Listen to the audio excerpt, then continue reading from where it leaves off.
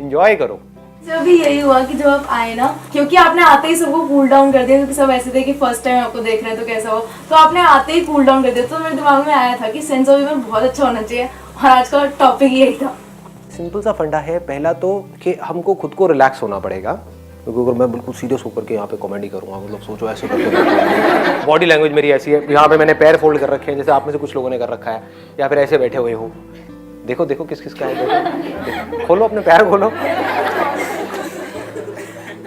तो इससे क्या होता है, इसको ब्लॉकिंग पोज बोलते हैं, कि अगर मैं ऐसे आकर के बैठ गया तो समझ जाओ कि ब्लॉक हो गया, मैं अपने आप को आप लोगों से बचा रहा हूँ।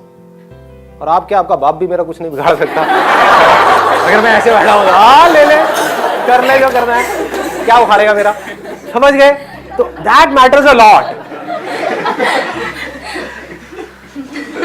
देखो देखो जी, पोज को देखो, मतलब हाथ को अगर आप खोल करके रखते हो, रिलैक्स रहते हो, ऐसे रहते हो, ऐसे रहते हो, तो बढ़िया है, तो सामने वाले लोग भी रिलैक्स हो जाते हैं।